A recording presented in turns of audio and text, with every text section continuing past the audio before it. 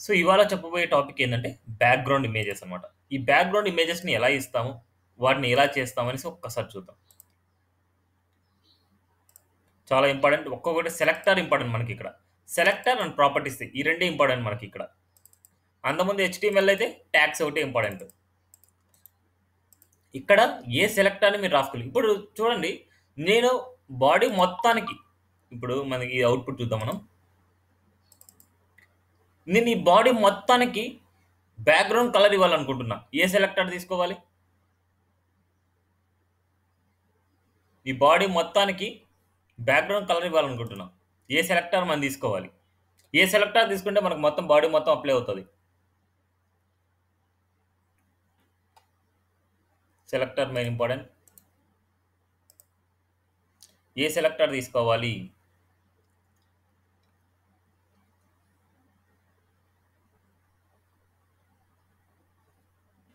ఈ బాడీ మొత్తానికి రావాలంటే ఈ ఈ బాడీ మొత్తానికి తెలుసుకోవాలంటే ఏంటి? చెప్పండి ఏందో? బాడీ మొత్తానికి ఇవ్వాలంటే బాడీ సెలెక్టర్ తీసుకోవాలి. మీరు చెప్పింది. కొద్దిగా క్లారిటీ ఉండాలి మీరు చెప్పేది ఆన్సర్స్‌లో. ఏది పడితే అది చెప్పేసి మళ్ళీ కామ్ అయిపోకూడదు. సో, బాడీకి ఇవ్వాలి. ఇప్పుడు చూడండి బ్యాక్‌గ్రౌండ్ కలర్ ఇస్తున్నా. బ్యాక్‌గ్రౌండ్ కలర్ అనే ప్రాపర్టీ ఉంటది. 2 వర్డ్స్ వచ్చినప్పుడు వాటి మధ్య హైఫన్ ఉండాలి. Background colour, background hyphen colour. Background colour వచ్చేసి నేనేమి ఇస్తున్నా అంటే స్కై బ్లూ ఇస్తున్నా. చూద్దాం ఒకసారి అవుట్‌పుట్. రిఫ్రెష్. చూడండి. ఇప్పుడు బ్యాక్‌గ్రౌండ్‌కి నాకు కలర్ కాకుండా నాకు బ్యాక్‌గ్రౌండ్ ఇమేజ్ ఇవ్వాలనుకుంటున్నా. ఈ కలర్ ప్లేస్‌లో నాకు బ్యాక్‌గ్రౌండ్ ఇమేజ్ ఉండాలి అనుకుంటున్నా. ఆ ఇమేజ్ ఎలా వస్తది? సో, నా దగ్గర కొన్ని ఇమేజెస్ మనం డౌన్‌లోడ్ చేసుకుందాం. నా దగ్గర కొన్ని ఉంటాయి. డౌన్‌లోడ్ చేసుకోకుండా కూడా యూఆర్ఎల్ ఇవ్వచ్చు కదా మనం డైరెక్ట్‌గా. యూఆర్ఎల్ ఇవ్వడం ఎవరైనా చూసారా? చేసారా ఆల్రెడీ ప్రాక్టీస్ ఎవరన్నా? హ్మ్. ఓకే.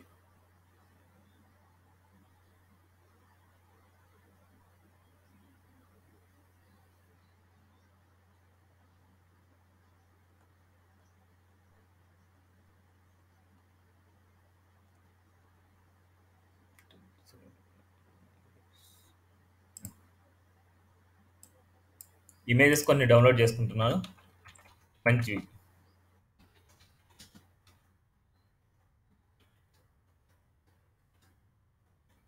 హెచ్‌డీ పెట్టుకున్నప్పుడు మనకేమైద్దంటే దాని లోడింగ్ వచ్చేసి చాలా పెద్దదిగా అది సైజ్ చాలా పెద్దదిగా ఉండడం వల్ల మనకు పేజ్ కూడా లేట్‌గా ఓపెన్ అవుతామట. అలాంటి లేకుండా లోడింగ్ తక్కువ ఉండేటివి పెట్టుకోండి. నేను నార్మల్‌గా ఇస్తున్నాను అంతే.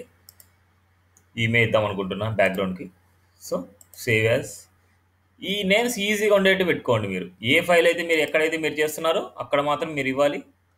ఆ ఫైల్‌లోనే మీరు సేవ్ చేసుకోవాలి. ఆ ఫైల్‌లోనే ఇమేజెస్ అని పెట్టుకొని సేవ్ చేసుకోండి. ఎందుకంటే ఆల్రెడీ ఫైల్ పాత్ మీకు నేర్పించాను కదా! ఇమేజెస్‌లో 1 డాట్ 1 అని పెట్టేస్తున్నాను. 1 డాట్ జేపీజీ ఇమేజ్ అది. ఇంకా 2 ఇమేజెస్ తీసుకుందాం మనకేదైనా. ఇదేదో కొద్దిగా బ్రైట్‌నెస్ తక్కువ ఉండేది తీసుకోండి. ఎందుకంటే కొద్దిగా నీట్‌గా కనిపిస్తాయి మీకు. ఎప్పుడైనా సరే ఇమేజెస్ కొద్దిగా లైటింగ్ తక్కువ ఉండేది తీసుకుంటే మీకు కంటెంట్ వచ్చేసి నీట్‌గా కనిపిస్తది మీకు.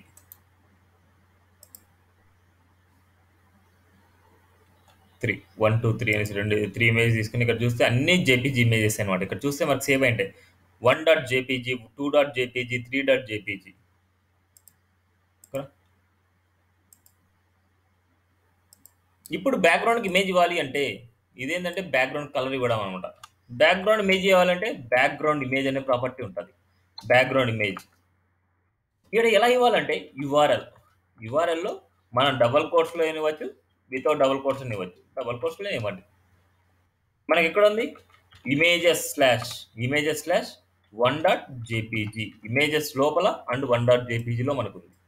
అది 1 డాట్ జేపీజీ అనే ఫైల్ అనమాట. ఒకసారి అవుట్‌పుట్ చూద్దాం మనం. చూడండి ఇలా వచ్చింది. ఇమేజ్ అయితే వచ్చింది.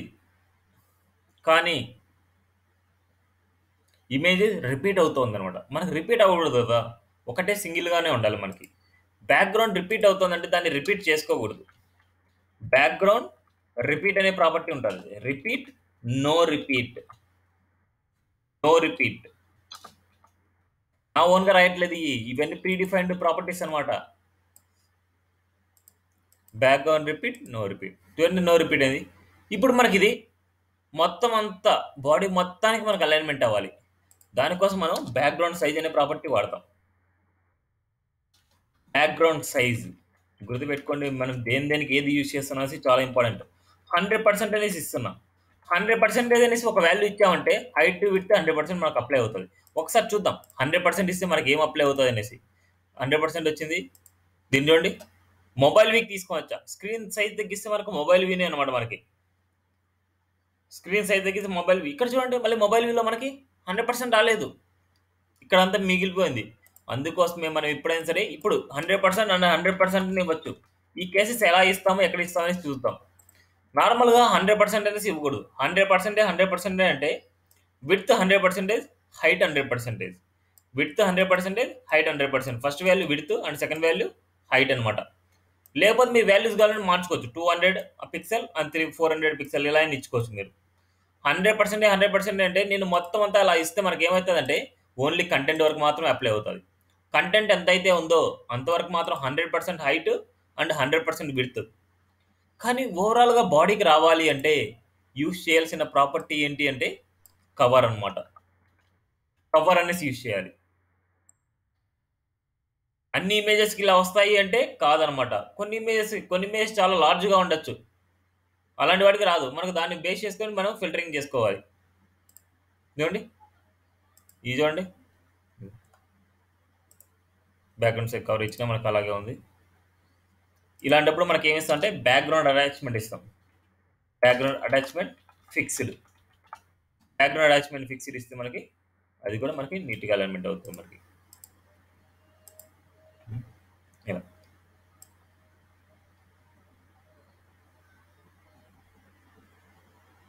బ్యాక్‌గ్రౌండ్ అటాచ్‌మెంట్ ఫిక్స్‌డ్ ఎక్కడ వాడతాము? ఎందుకోసం వాడతాం అనేసి ఒకసారి చూద్దాం. ఇప్పుడు కంటెంట్ తక్కువ ఉంది. కంటెంట్ నేను ఎక్కువ ఇస్తాను. కంటెంట్ ఎక్కువ ఇచ్చాను నేను. చూడండి కంటెంట్ చాలా ఇచ్చాను నేను. ఇప్పుడు చూద్దాం మనకు స్క్రోలింగ్ వస్తది.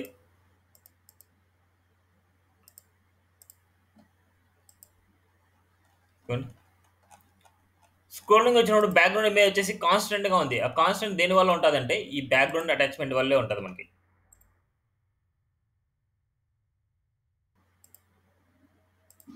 చూడండి. బ్యాక్‌గ్రౌండ్ అటాచ్‌మెంట్ నేను కామెంట్‌లో పెట్టాను నేను. బ్యాక్‌గ్రౌండ్ అటాచ్‌మెంట్ కామెంట్‌లో పెట్టడం వల్ల ఏమైంది? మొత్తం మన కంటెంట్ ఎంతైతే ఉందో అంతవరకు మనకి స్ట్రెస్ అయిపోయింది మనకి. మనకు అలా కాదు కదా కావాల్సింది. బ్యాక్‌గ్రౌండ్ ఇమేజ్ కాన్స్టెంట్‌గా ఉండాలి. దాని మీద వచ్చేసి కంటెంట్ స్క్రోలింగ్ అవ్వాలి. అందుకోసం మనం ఏం చేయాలి? దానికోసమే బ్యాక్‌గ్రౌండ్ అటాచ్‌మెంట్ ఫిక్స్డ్ అనేసి యూజ్ చేస్తే మనకి ఏమైతది అంటే కంటెంట్ అంతా స్క్రోలింగ్ అవుతది. బ్యాక్‌గ్రౌండ్ ఇమేజ్ మాత్రమే కాన్స్టెంట్‌గా ఉంటది. బ్యాక్‌గ్రౌండ్ అటాచ్‌మెంట్ ఫిక్స్డ్ అంటే మనకది ఫిక్స్డ్‌గా ఉంటది. చూడండి ఇప్పుడు. ఇది కొద్దిగా పైకొస్తే బాగుంటది అనేసి అనుకుంటే, ఈ ఇమేజ్‌ని ఎగ్జాక్ట్‌గా సెంటర్‌లో పెట్టుకోవాలి అంటే, బ్యాక్‌గ్రౌండ్ పొజిషన్ అనే ప్రాపర్టీ ఉంది. Background position centre. ఇక్కడ చూద్దాం. చూడండి ఎగ్జాక్ట్‌గా మనకి. ఇది బ్యాక్‌గ్రౌండ్ ఇమేజ్‌ని పెట్టడం ఎలాగా. ఇప్పుడు వన్ బై వన్ ఇమేజెస్ మార్చి చూద్దాం. ఏదైతే బాగుంటదో అది పెట్టేసుకుందాం. 2 ఇవాళ 3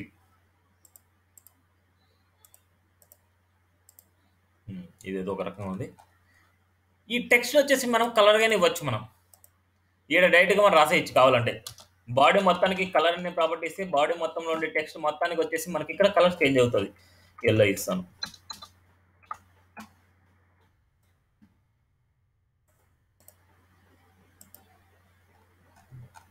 చూడండి. బ్యాక్‌గ్రౌండ్ ఇమేజ్ వచ్చేసి కాన్స్టెంట్‌గా ఉంది. అండ్ ఇక్కడ ఇమేజ్ వచ్చేసి అంటే బ్యాక్‌గ్రౌండ్ ఇమేజ్ కాన్స్టెంట్‌గా ఉంది. దాని మీద కంటెంట్ వచ్చేసి స్క్రోలింగ్ అవుతుంది. క్లియరా? వీటి గురించి? నెక్స్ట్ ఒక్కొక్క ప్రాపర్టీ గురించి అలైన్మెంట్ చేసుకుందాం. వాటిని ఎక్కడెక్కడ యూజ్ చేస్తాము, ఎన్ని వేస్‌లో యూజ్ చేస్తాం అనేసి చూద్దాం. DG images properties dot HTML. Properties గురించి ఇప్పుడు చూద్దాం. 1 బై 1 ప్రాపర్టీ. ఇప్పుడు ఇవన్నీ వచ్చేసి నేను కామెంట్‌లో పెడుతున్నా. మల్టీ లైన్ కామెంట్ పెడతా. 1 బై 1 మళ్ళీ నేను తీస్తూ వస్తాను. మల్టీ లైన్ కామెంట్ ఇది. ///. ఇక్కడ నేను సెకండ్ ఇమేజ్ ఇద్దాం. అది ఫస్ట్ ఇమేజ్ ఇద్దాం మనం. ఇప్పుడు ఏం చేస్తున్నా అంటే మనకి నో రిపీట్ అవ్వాలి అంటున్నా. నో రిపీట్ అయ్యిందనమాట. నో రిపీట్ అంటే మనకి రిపీట్ అవ్వదు ఇమేజ్ వచ్చేసి. రిపీట్ అవ్వదు మనకి. ఇక్కడ చూడండి. మనకి ఇక్కడ ఏంటంటే బ్యాక్గ్రౌండ్ అటాచ్మెంట్ ఫిక్స్డ్ అనేసి ఇస్తే, బ్యాక్గ్రౌండ్ అటాచ్మెంట్ ఫిక్స్డ్ ఇస్తే మనకు అది కాన్స్టెంట్గా ఉంటుంది. రిమైనింగ్ కంటెంట్ వచ్చేసి దాని మీద వెళ్తుంది. లేదు అనేసి అనుకుంటే ఆ ఇమేజ్ వచ్చేసి అలాగే మనకు ఫిక్స్ అవుతుంది అనమాట. ఇన్ కేస్ వీటి పొజిషన్ మార్చుకోవాలి అంటే ఫస్ట్ దీని రిపీట్ గురించి చూద్దాం. రిపీట్లో మనకు వాల్యూస్ ఏమవుతాయంటే రిపీట్ ఎక్స్ అనేసి రిపీట్ వై అనేసి 2 వాల్యూస్ ఉంటాయి మనకి. రిపీట్ ఎక్స్ ఇది కొంచెం పక్కన పెడుతున్నా, కామెంట్లో పెడుతున్నా. రిపీట్ ఎక్స్ అనేసి ఇస్తాను. ఇవన్నీ కామెంట్లో ఉన్నాయి చూడండి. ఇవన్నీ కావాలంటే తీయద్దాం, ఏముంది మళ్ళీ కన్ఫ్యూజ్ అవ్వకుండా. నో రిపీట్ అనే దానికి కామెంట్లో పెడుతున్నాను. అంటే ఇంకా వీటి గురించి ఎలాబరేట్ చేస్తున్నాను అనమాట. ఇంకా ఈ ప్రాపర్టీస్ని ఎన్ని వేస్లో మనం యూజ్ చేయొచ్చు అనేసి. బ్యాక్గ్రౌండ్ రిపీట్ ఎక్స్ అంటున్నా. రిపీట్ ఎక్స్ అంటే హారిజెంటల్లో మనకు రిపీట్ అవుతుంది. చూడండి, ఓన్లీ హారిజెంటల్ రిపీట్ అయింది. అదే కనుక బ్యాక్గ్రౌండ్ రిపీట్ వై అంటాను. ఇక్కడ సేమ్ ప్రాపర్టీ. ఇక్కడ చూడండి, ఇది సేమ్ ప్రాపర్టీనే, ఇది సేమ్ ప్రాపర్టీనే. సేమ్ ప్రాపర్టీ అయింది కాబట్టి మనకి లాస్ట్లో ఏది కామెంట్లో పెట్టకపోయినా సరే మనకి ఏదైతే లాస్ట్ అవుతుందో చూడండి, బ్యాక్గ్రౌండ్ రిపీట్ 3 ప్రాపర్టీస్ కామన్గా తీసుకున్నాను. 3 ప్రాపర్టీస్ కామన్గా తీసుకోవడం వల్ల ఏమవుతుంది, ఏదైతే లాస్ట్లో ఉంటుందో అదే మన ఫైనల్ అవుట్పుట్ అవుతుంది. కామన్ ప్రాపర్టీస్కే చూడండి సరే. వై యాక్సిస్లో స్క్రోల్ అయింది, వై యాక్సిస్లోకి వెళ్ళింది. ఓకేనా. బ్యాక్గ్రౌండ్ రిపీట్ అంటే నో రిపీట్ అండ్ రిపీట్ అంటే మనకు రిపీట్ అవుతూనే ఉంటుంది. మనకు డిఫాల్ట్గా ఉంటుంది అదే రిపీట్లో అనేది మనకి అట్లా రిపీట్.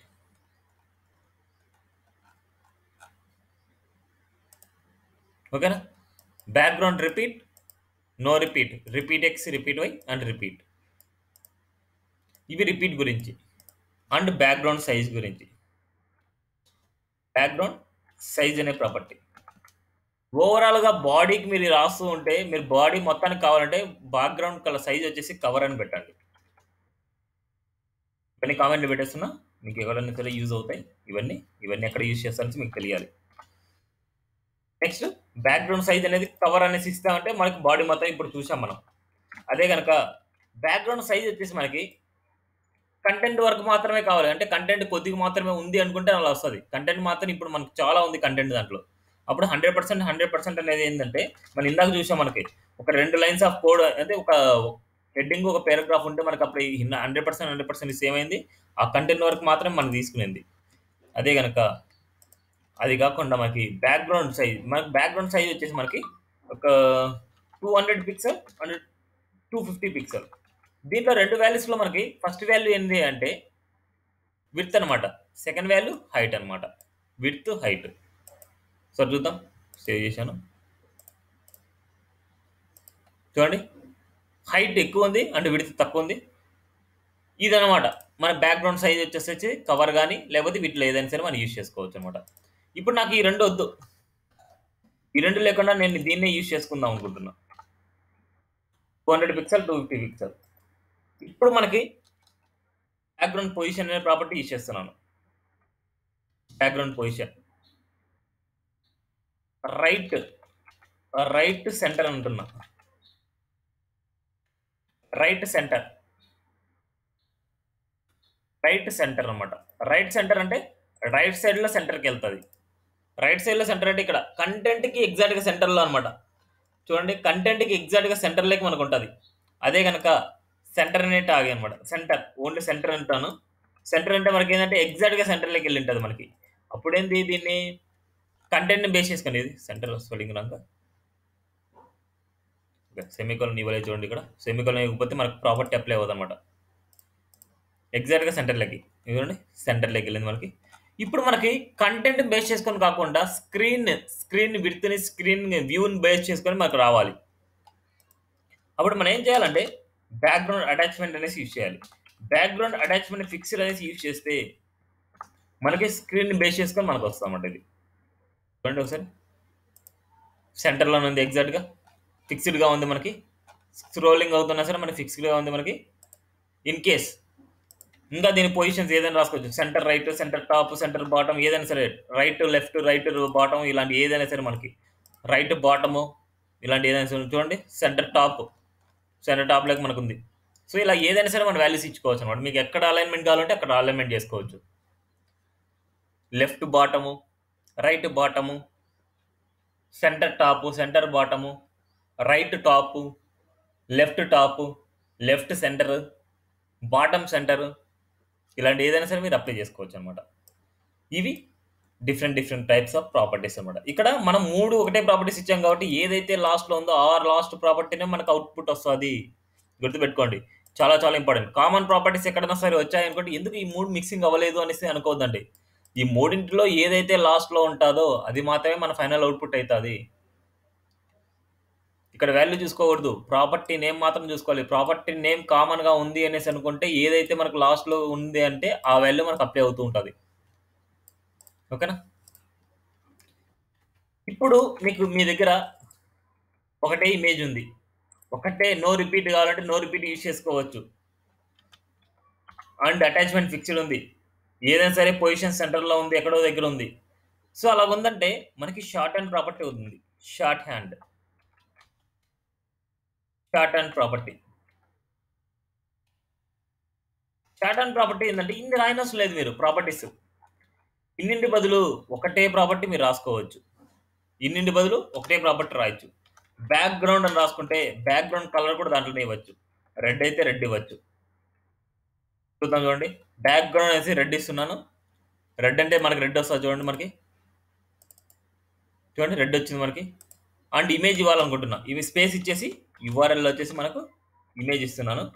యూఆర్ఎల్ వచ్చేసి మనం ఏమి ఇస్తున్నాము? డబుల్ కోట్స్ ఇవ్వకపోయినా మనకు వస్తది. ఇమేజెస్ స్లాష్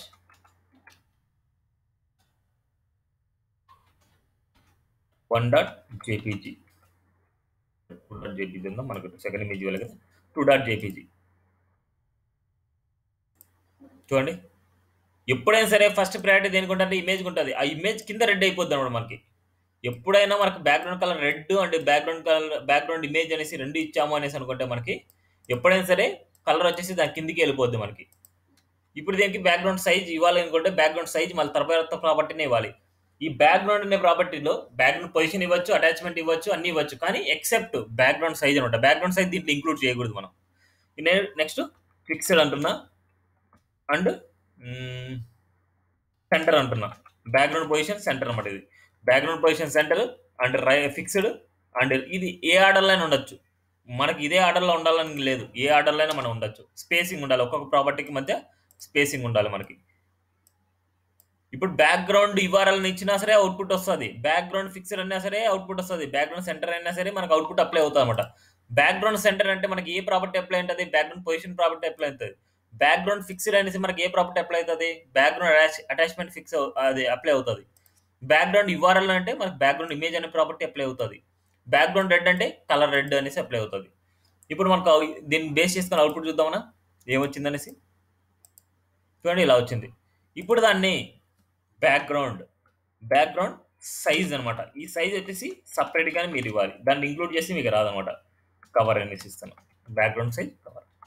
చూడండి ఎన్ని లైన్స్ ఆఫ్ కోడ్ ఒక 2 లైన్స్‌లో మనకు సరిపోయింది. చూడండి. కావాలంటే అంతగా డౌట్ ఉందనుకుంటే మనకి థర్డ్ ఇమేజ్ ఇద్దాం. ఎగ్జాక్ట్‌గా అదే వచ్చిందా లేదా అని తెలుస్తది మీకి.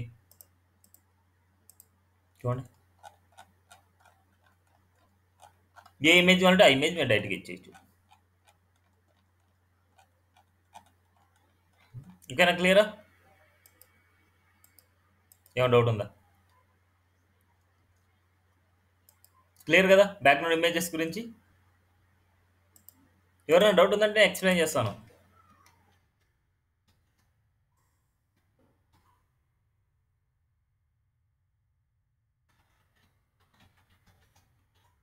Class selector.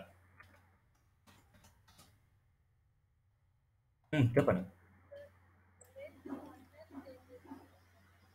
అంటే దానికి బ్లర్‌నెస్ అట్లాగానా?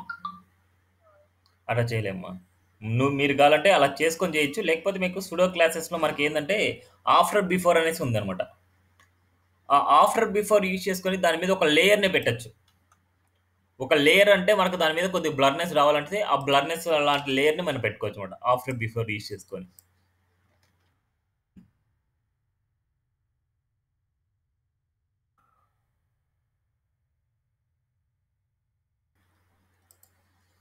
సో, ఇప్పుడు నేనేం చేస్తున్నానంటే ఒక గ్రూప్ ఆఫ్ ఎలిమెంట్స్ ఇస్తున్నాను. గ్రూప్ ఆఫ్ ఎలిమెంట్స్ అంటే మనం ఏం యూజ్ చేయాలి? డివ్ ఎలిమెంట్ యూజ్ చేయాలి. Div, div. ఇప్పుడు నేను చెప్పబోయేటియన్ని ఇవాళ, రేపు చెప్పబోయేటియన్ని సెలెక్టర్సే మనకిప్పుడు. ఇంతవరకు అయిపోయింది. అంటే రేపు గాదు, ఇవాళ చెప్పబోయేటియి అన్నీ సెలెక్టర్సే అవుతాయింకా. ఎలాంటి డిఫరెంట్ టైప్స్ ఆఫ్ సెలెక్టర్స్ ఉంటాయి. ఎలాంటి టైప్స్ ఆఫ్ సెలెక్టర్స్ ఎక్కడ యూజ్ చేస్తాము, అలాంటియన్ని మనం యూజ్ చేస్తాం.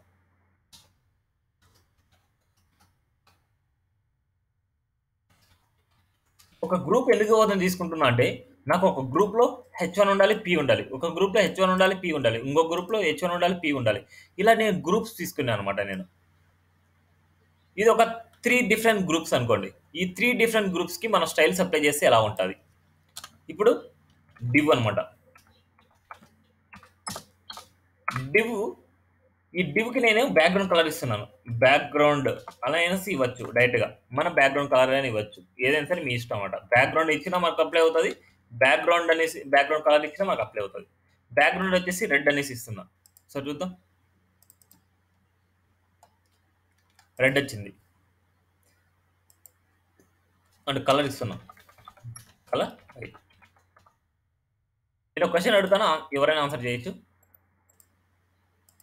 ఇప్పుడు ఒక డివ్ సెలెక్టర్ తీసుకున్నాను. ఒక డివ్ కాబట్టి ఈ డాక్యుమెంట్‌లో ఎక్కడ డివ్స్ ఉన్నా సరే, ఆ డివ్స్‌కి మనకి ఈ కలరే అప్లై అవుతది మనకి. ఎందుకంటే డివ్ అనే సెలెక్టర్‌గా మనం తీసుకుంది. డివ్ అనే సెలెక్టర్ తీసుకోవడం వల్ల ఇక్కడి నుంచి ఇక్కడి వరకు మొత్తం అంతా అన్నిటికి ఒకటే బ్యాక్‌గ్రౌండ్ కలర్ అప్లై అవుతుంది.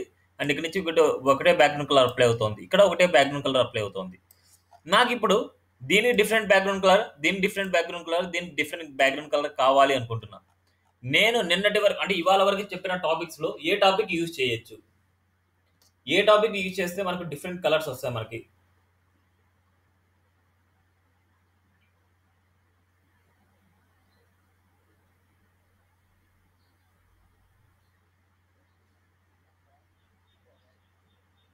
డివ్‌కి ఒక వాల్యూ ఇచ్చేసా. నేనేమని చెప్తున్నాను? నిన్నటి వరకు, ఇవాళ వరకు చెప్పిన టాపిక్స్‌లో మాత్రమే చెప్పమని చెప్తున్నాను. నేను చెప్పాను కదా టాపిక్స్. ఆ టాపిక్స్‌లో బేస్ చేసుకొని చెప్పాలన్నమాట. మీరు కొత్తగా చేయకూడదు. నేను నిన్న, ఇవాళ చెప్పిన టాపిక్స్‌లో దీనికి వేరే డిఫరెంట్ కలర్ రావాలంటే ఎలా వాడాలి? దీనికి డిఫరెంట్ కలర్ రాయాలంటే ఎలా వాడాలి? దీనికి డిఫరెంట్ కలర్ చెప్పాలంటే ఎలా రాయాలంటే ఏది వాడొచ్చు? త్వరగా చెప్పాలి. చాలా ఈజీ కాన్సెప్ట్. నేను చెప్పేది మీకు అర్థం కావట్లేదండి. నాకు డిఫరెంట్ కలర్స్ ఇవ్వాలి నేను. ఇక్కడ ఆర్‌జీబీ ఇచ్చినా అది కలర్ వస్తది. ఇక్కడ ఆర్‌జీబీ ఇస్తే మనకు కలర్ డిఫరెంట్ కలర్ వచ్చేస్తదా? నాకు ఈ డివ్‌కి సెపరేట్ కలర్ ఉండాలి. ఈ డివ్‌కి సెపరేట్ కలర్ ఉండాలి. ఈ డివ్‌కి సెపరేట్ కలర్ ఉండాలి. ఇప్పుడు మూడింటికి ఒకటే కలర్ వస్తుంది మనకిక్కడ. ఇప్పుడు డివ్ అని సెలెక్టర్ తీసుకోవడం వల్ల ఏమైందంటే మూడింటికి ఒకటే కలర్ వస్తుంది. నాకు దీనికి సెపరేట్ కలర్ కావాలి. దీనికి సెపరేట్ కలర్, దీనికి సెపరేట్ కలర్ కావాలి. సో, ఇన్‌లైన్ వాడితే మనకు కరెక్ట్. సో, ఇన్‌లైన్ వాడితే మనకు డిఫరెంట్ బ్యాక్‌గ్రౌండ్ కలర్స్ ఇవ్వచ్చన్నమాట. కానీ ఇన్‌లైన్ ఇట్లా ప్రతి ఒక్కసారి మీరు ఇన్‌లైన్ వాడుతూనే ఉంటారు అన్నిటికి. అలా ఇన్‌లైన్ వాడకూడదని చెప్పాను కదా! ఇన్‌లైన్ వాడితే మనకేమైద్దంటే కోడ్ అంతా క్లమ్జీ అయిపోద్ది. అండ్ లోడింగ్ వచ్చే స్పీడ్ తగ్గిపోద్ది మనకి. ఇక్కడ 2 ప్రాపర్టీస్ కాబట్టి ఓకే. ఇన్‌లైన్ వాడుకున్నా ఓకే అనమాట. కొన్ని దాంట్లో ఒక 10 ప్రాపర్టీస్ వస్తాయి. ఇంకో దాంట్లో 10 ప్రాపర్టీస్ వస్తాయి. ఇంకో దాంట్లో 5 ప్రాపర్టీస్ వస్తాయి. ఇలా ఒక్కొక్క దాంట్లో ప్రాపర్టీస్ ఇన్ని పెరిగే కొద్దీ మనకేమైతది క్లమ్జీ అయిపోద్ది. సో, అందుకోసమే ఇక్కడ క్లాసెస్ అండ్ ఐడీస్ అనే సెలెక్టర్స్ ఉన్నాయి మనకి. వాటి ప్లేస్‌లో మనకి ఇన్‌లైన్ వాడకుండా ఇక్కడ క్లాసెస్, ఐడీస్ అనే సెలెక్టర్స్ ఉన్నాయన్నమాట. ఆ క్లాసెస్‌ని ఎలా రాస్తామంటే క్లాస్ అనే అట్రిబ్యూట్ తీసుకుంటాం. క్లాస్ అనే అట్రిబ్యూట్. ఇక్కడ మన ఓన్ డిఫైన్ అన్నమాట. మన ఓన్ డిఫైన్ వాల్యూ. div1 అనేసి ఇస్తున్నా. ఫస్ట్ దానికి div1 నా ఓన్ డిఫైన్ వాల్యూ అన్నమాట ఇది. div2 అనేసి ఇస్తున్నా.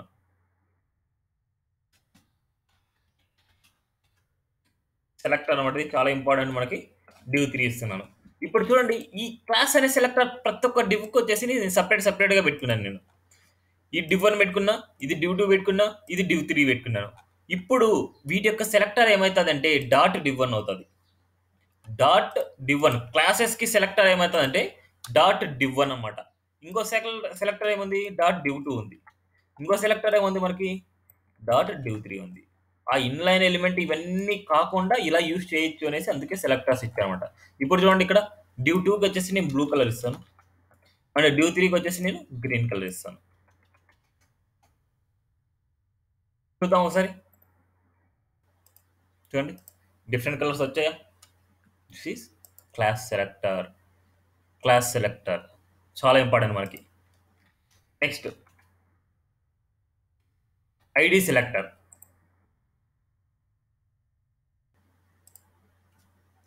ఐడి సెలెక్టర్ ఐడి అనేది ఏంటంటే సేమ్ ఇది కూడా క్లాస్ లాంటిదే అనమాట. ఐడి క్లాస్ ఉండే చోట ఐడి పెడతారు అంతే. ప్లస్ ఐడి ఐడి పెట్టినప్పుడు వీటి సెలెక్టర్ ఏమవుతుందంటే హ్యాష్ అవుతుంది అనమాట.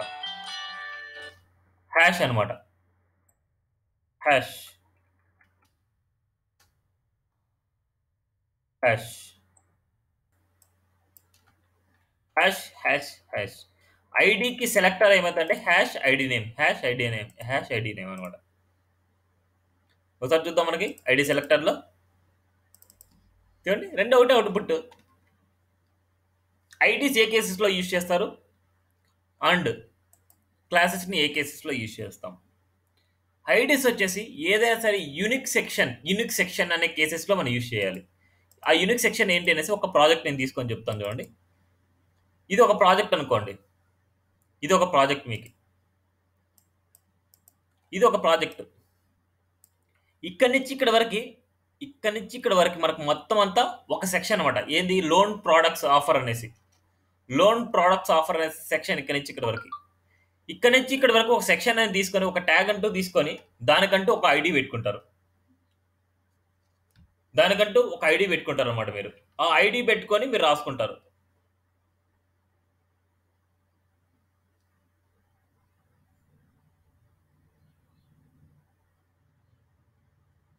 ఓకేనా? ఇలాంటి యూనిక్ కేసెస్ అంటే యూనిక్ సెలెక్టర్స్ లో మనం ఐడి పెట్టుకుంటాం. ఇక్కడ చూడండి ఇక్కడ నుంచి ఇక్కడ వరకు యూనిక్ సెలెక్టర్, ఇక్కడ నుంచి ఇక్కడ వరకు యూనిక్ సెలెక్టర్. యూనిక్ కేసెస్ లో మాత్రమే ఐడి పెట్టుకోవాలి. ఇంక ఇక్కడ చూడండి ఈడొక డివ్ తీసుకోవాలి మనం. ఈడొక డివ్ తీసుకోవాలి. వీటికి మనం యూజ్ చేయాల్సింది ఏంటంటే క్లాసెస్ యూజ్ చేయాలి. మల్టిపుల్ కేసెస్లో మనం యూజ్ చేస్తూ ఉంటే క్లాసెస్ యూజ్ చేయండి. అండ్ ఓన్లీ యూనిక్ కేసెస్లో యూజ్ చేస్తుంటే ఐడీస్ యూజ్ చేయండి. డిఫరెన్స్ ఇంకా క్లాసెస్ వచ్చేసి మల్టిపుల్ క్లాస్ నేమ్స్ని అలో చేస్తాయి. మల్టిపుల్ క్లాస్ నేమ్స్ అంటే ఇప్పుడు చూడండి స్పేస్ ఇస్తున్నాను. మల్టిపుల్ క్లాస్ నేమ్స్ ఇవ్వాలి అంటే స్పేస్ ఇచ్చేసుకొని ఇంకో క్లాస్ నేమ్ ఇవ్వచ్చు. స్టైల్ అనేది ఏదో నా ఓన్ క్లాస్ నేమ్ ఇంకోటి. ఆ ఓన్ క్లాస్ నేమ్కి నేను ఇంకో కొన్ని ప్రాపర్టీస్ రాస్తాను చూడండి. స్టైల్ దీంట్లో ఇంకా నేను కొన్ని ఓన్ ప్రాపర్టీస్ రాస్తున్నాను. ఫాంట్ స్టైల్ అనమాట. ఫాంట్ స్టైల్ వచ్చేసి ఇటాలిక్. అండ్ ఫాంట్ సైజ్ కొద్దిగా ఒక 20 పిక్సెల్ ఇస్తున్నాను నేను. అంటే కొద్ది ప్యాడింగ్ కూడా ఇస్తున్నాను. ప్యాడింగ్ వచ్చేసి 20 పిక్సెల్ ఇస్తున్నా. ఒకసారి దీని అవుట్పుట్ చూద్దాం మనం. క్లాసెస్ అవుట్పుట్ చూద్దాం. క్లాసెస్ ఇదే కదా. ఒకసారి రిఫ్రెష్ చూడండి. ఇప్పుడు దీనికి డిఫరెంట్ స్టైల్ వచ్చింది మనకి. కొద్దిగా ఈ ప్రాపర్టీస్ గురించి మళ్ళీ మీరు తెలుసుకుంటారు. వీటన్నిటి గురించి మళ్ళీ నేను చెప్తాను. కమింగ్ క్లాసెస్లో ఇవన్నీ వస్తాయి అనమాట మనకి. సో ఇలా ఇచ్చాను. ఒక క్లాస్ నేమ్ ఎక్స్ట్రా తీసుకొని వీటికి ఏమి ఇవ్వకుండా దీన్ని మాత్రం నేను ఇచ్చాను. ఈ క్లాస్ని ఇప్పుడు మళ్ళీ దీనికి అదే ప్రాపర్టీస్ అప్లై చేయాలనుకుంటున్నా. ఇప్పుడు ఇదే ప్రాపర్టీస్ వచ్చేసి నేను దీనికి కూడా అప్లై చేయాలనుకుంటున్నా. ఇప్పుడు దీనికి ఇట్లా అని రాయొచ్చు. ఇప్పుడు చూడండి ఇట్లా దానికి కానీ అదే ప్రాపర్టీస్ అప్లై చేశాను. ఆ క్లాస్ నేమ్స్లో నేను పెట్టేశాను. చూడండి అవుట్పుట్ వచ్చేసి వచ్చింది. కానీ ఇక్కడ ఆల్రెడీ ఒక క్లాస్ నేమ్ తీసుకొని రాశాను కదా నేను.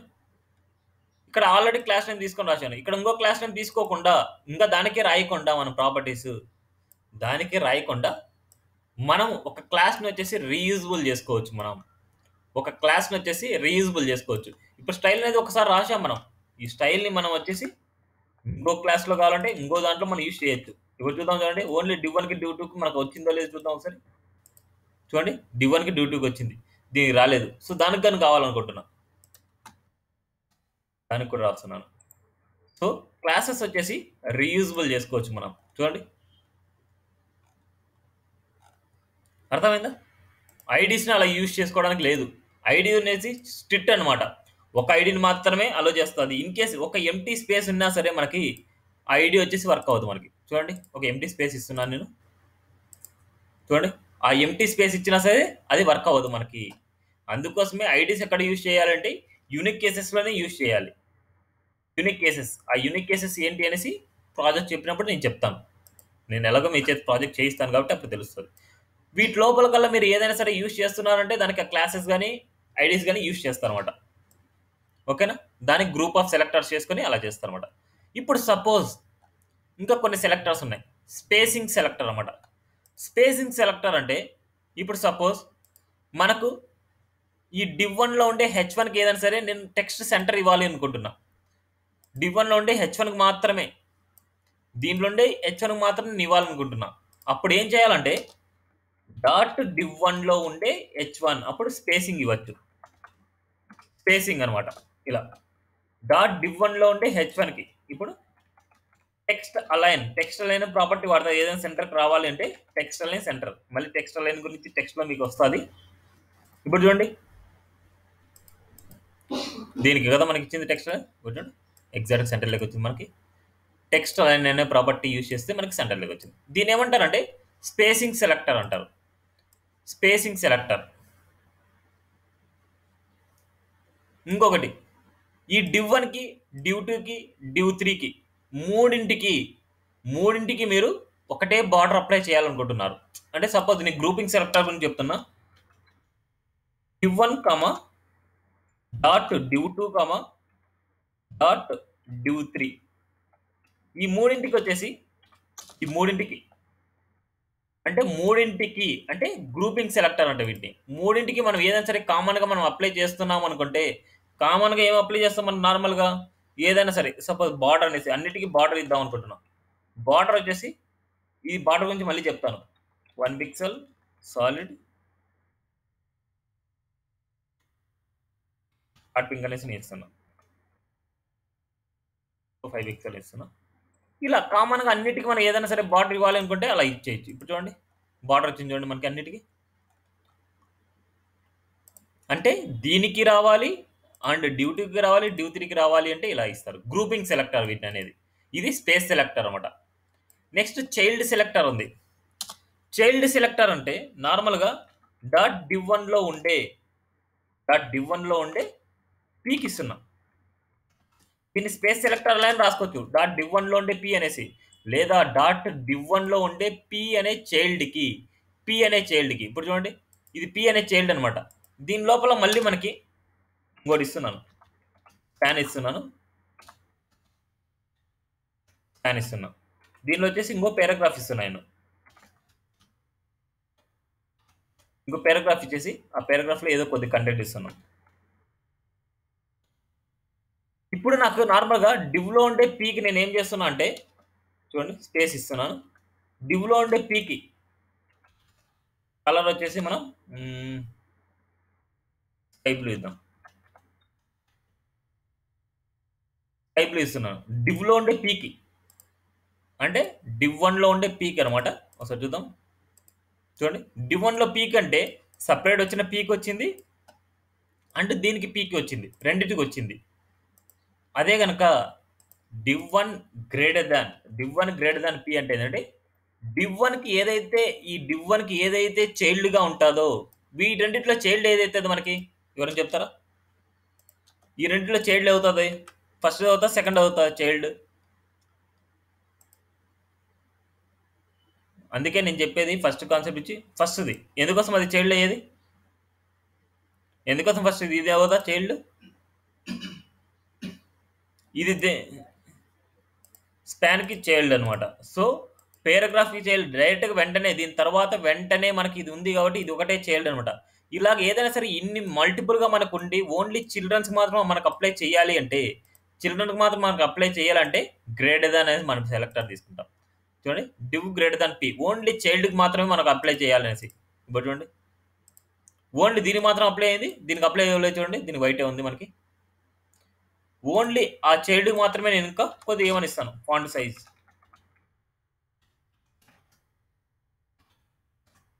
ఆ చిల్డ్రన్‌కి మాత్రమే నేను రాస్తున్నాను. చూడండి. దానికి మాత్రం అప్లై అవుతుంది. లేదు ఓన్లీ స్పాన్‌లో ఉండే పీటాక్ మాత్రం మనకు అప్లై చేయాలి. అంటే ఇప్పుడు చూడండి డివ్ 1కి స్పాన్ వచ్చేసి చిల్డ్రన్ అవుతది. స్పాన్ వచ్చేసి పీకి చిల్డ్రన్ అవుతది. ఇలా అన్నమాట. డివ్ 1 అనే క్లాస్‌కి స్పాన్ అనేది చిల్డ్రన్ అండ్ స్పాన్‌కి పి అనేది చిల్డ్రన్ అన్నమాట. మరి ఇక్కడ చూస్తే చూడండి ఓన్లీ దీనికి మాత్రం వచ్చింది. అండ్ దీనికి రాలేదు మనకి. సో, అర్థం చేసుకోవాలంటే చాలా ఉంటది. కన్‌ఫ్యూజ్ అవ్వకుండా అర్థం చేసుకోండి. ఓకేనా? ఇది. గ్రూపింగ్ సెలెక్టర్ చెప్పాను. అండ్ స్పేస్ సెలెక్టర్ చెప్పాను. అండ్ చైల్డ్ సెలెక్టర్ చెప్పాను. నెక్స్ట్ మనకి యూనివర్సల్ సెలెక్టర్ అనేసి ఒకటి ఉంది. యూనివర్సల్ అంటే స్టార్ అనేసి అనమాట. స్టార్ అనేసి నేను స్టార్ అనేది ఏంటంటే ఈచ్ అండ్ ఎవ్రీ ఎలిమెంట్ అనమాట. Each and every element. ఇప్పుడు నేను ప్రతి ఒక్క దానికి వెళ్ళేసి టెక్స్ట్ లైన్ సెంటర్ అని రాయలేను. అందుకోసం నాకు అన్నీ వచ్చేసి నాకు సెంటర్‌లోకి నాకు రావాలి అనుకుంటే చూడండి స్టార్ అని చెప్తున్నాను. ఇప్పుడు మన దాంట్లో మన డాక్యుమెంట్‌లో ఉండే అన్నీ వచ్చేసి సెంటర్‌కి వచ్చేస్తాయి చూడండి. ఇది సెంటర్‌కొచ్చింది. ఇది సెంటర్‌కొచ్చింది. అండ్ ఇది సెంటర్‌కొచ్చింది. అండ్ ఇది సెంటర్‌కొచ్చింది. ఇది సెంటర్‌కొచ్చింది. ఇలా. ఏదైనా సరే మనం మన డాక్యుమెంట్‌లో ఉండే ఏదైనా సరే అన్ని ఎలిమెంట్స్‌కి మీరు ఏదైనా అప్లై చేయాలి అనేసి అనుకుంటే స్టార్ అనేది తీసుకుంటారు. నార్మల్‌గా టెక్స్ట్ లైన్ కోసం మనం వాడము. మార్జిన్ దానికి అప్లై ఉంటది ఆల్రెడీ డిఫాల్ట్‌గా.